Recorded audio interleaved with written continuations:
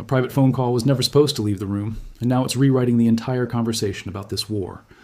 2 American officials picked up the phone to reporters, and within hours, the world was reading word for word what President Trump reportedly said behind closed doors about Israel, about Iran, and about exactly how far he's willing to let this conflict go.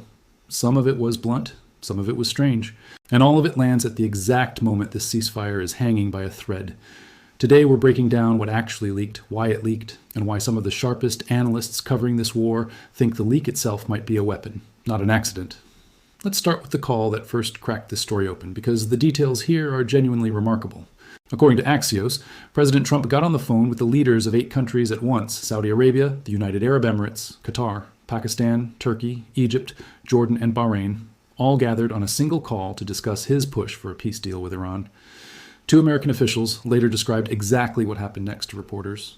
In the middle of that call, Trump told the assembled leaders that the next time they spoke, he hoped Israeli Prime Minister Benjamin Netanyahu would be joining them directly. Then he went further. He said that once the war with Iran officially ended, he expected every single country that wasn't already part of the Abraham Accords, or didn't already have its own peace agreement with Israel, to sign on and normalize relations with Israel completely. Think about who was actually on that call when he said it. Saudi Arabia, Pakistan, and Qatar, 3 of the 8 nations listening, do not currently recognize Israel at all. According to the officials who leaked the details, what followed was silence. Real silence, stretching on so long over the phone line that Trump reportedly joked and asked if everyone was still there. Picture that moment. The President of the United States, mid-call with 8 heads of state, essentially demanding a historic diplomatic reversal from 3 governments that have spent decades treating recognition of Israel as politically untouchable and getting nothing back but dead air. Trump didn't walk that moment back either. If anything, he leaned into it publicly. Posting on Truth Social afterward, he thanked the countries for their cooperation and said he wanted them to formally join the Abraham Accords, adding that it should, quote, start with the immediate signing by Saudi Arabia and Qatar, and that everyone else should follow suit. He went even further, writing that any country choosing not to sign would be showing, in his words, bad intentions, and declaring that this would be, quote, the most important deal that any of these great but always in conflict countries will ever sign. He capped it off by posting a meme comparing his predecessors, negotiating with a cartoon terrorist, to himself, simply declaring he would, quote, blow stuff up instead. So that's leak number 1, and on its own, it's already a massive story. A sitting American president using a private diplomatic call to push an entire region toward recognizing Israel as the price of ending this war. But that's not the leak that's actually shaking things up the most right now, because just days later, a completely different kind of leaked call started making headlines, and this one wasn't about Gulf diplomacy. This one was about Trump reportedly turning his fury directly on Israel's own prime minister. According to reporting picked up widely across Middle East coverage, word began circulating that Trump had privately berated Netanyahu on a call, expressing serious frustration over Israeli military actions in Lebanon that were reportedly complicating the broader Iran negotiations. The framing in these leaked accounts was blunt, a genuine rift, real anger, a president losing patience with an ally who kept acting independently while Washington was trying to hold together a fragile peace process. Naturally, a story like that spreads fast. A U.S. president dressing down the Israeli prime minister in private is exactly the kind of headline that reshapes how people understand the entire alliance. But here's where the story gets genuinely fascinating. And this is the part most casual viewers of this news cycle completely miss.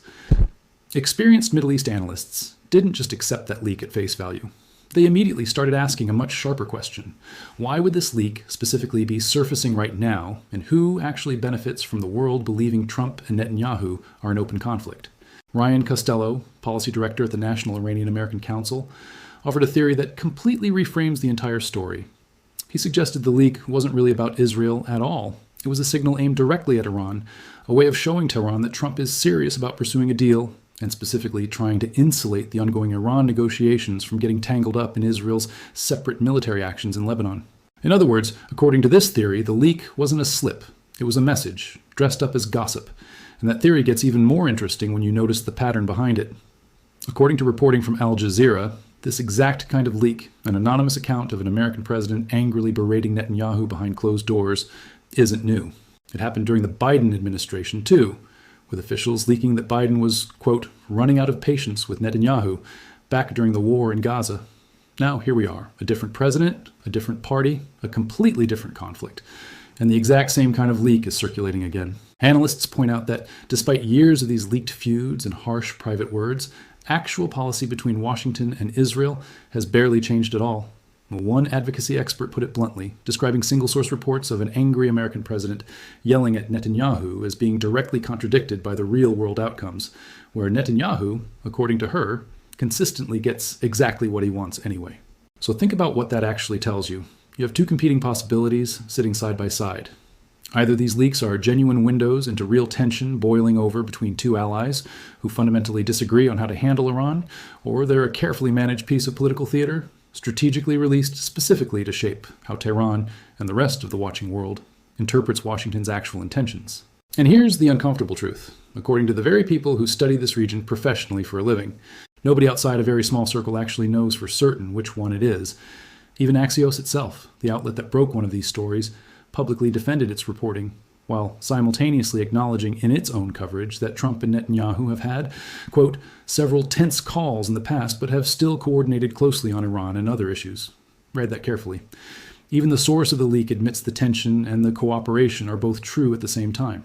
Now, let's bring this into the absolute present moment, because just this week, an entirely new layer got added to this story, and this one is arguably the most serious yet.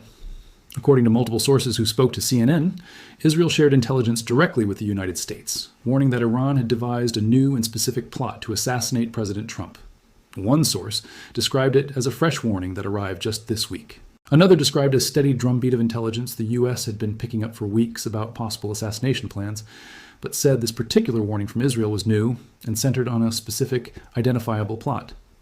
The Wall Street Journal, which first broke this story, reported that Israeli intelligence indicated an active plan was currently in development. Here's what makes this genuinely unsettling instead of just another political headline. Multiple American officials, speaking anonymously, suggested this specific Israeli intelligence report could itself be an attempt to influence Trump's decision-making, specifically as he weighs whether to escalate American military action against Iran even further. Read that twice. Sources inside the U.S. government are openly speculating that an ally's own intelligence sharing about a threat to the president's life might be, at least in part, a strategic move designed to push Trump toward a harder line. One source flatly said, some people inside the American intelligence community remain skeptical of Israeli reporting in general. That is an extraordinary thing to have on the record, U.S. officials publicly questioning whether a warning about their own president's life might be shaped by someone else's agenda. And Trump himself didn't shy away from the topic either. Speaking to reporters in Turkey during the NATO summit, he addressed the threats directly, saying, quote, they want to take out the U.S. leader. Me, I'm on whatever list. I saw this morning I'm on every single one of their lists. And so far, I guess I've been a bit lucky, but maybe that doesn't last very long. He didn't stop there either, calling the people behind these threats, quote, evil, sick people, and saying, we have to root out that cancer. Later, he told reporters he'd recently learned of an entirely new list ranking him as Iran's #1 assassination target. This isn't rhetoric from a press release. This is a sitting American president, live on camera, talking about his own name sitting at the top of a kill list. And the backdrop against which all of this unfolded makes it even more intense. This assassination intelligence broke during the exact same week Iran was holding its massive multi-day funeral procession for the assassinated Ali Khamenei. Crowds of mourners in Mashhad were photographed carrying a massive banner reading, in plain English, we will kill Trump. Funeral goers in the streets were openly chanting slogans demanding revenge against him, specifically for his role in Khamenei's death. So you have Israeli intelligence agencies flagging a specific new assassination plot, an American president publicly acknowledging he's the top name on Iran's target list, and, simultaneously, actual crowds of mourners on the streets of Iran carrying signs calling for exactly that outcome, all happening in the same 72-hour window.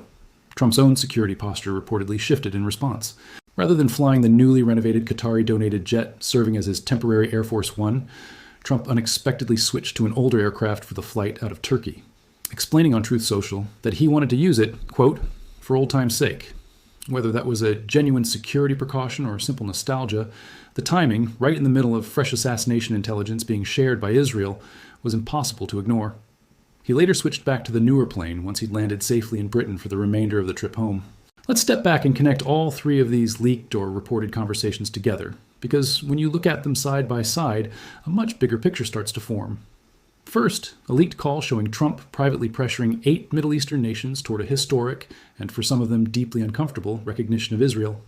Second, a leaked account of Trump privately berating Netanyahu, a story analysts openly suspect might be strategic messaging rather than a simple loss of temper. Third, Intelligence shared by Israel warning of a specific plot to kill Trump. Intelligence some American officials themselves suspect might be shaped, at least partly, by Israel's own interest in pushing Washington toward a harder military posture against Iran.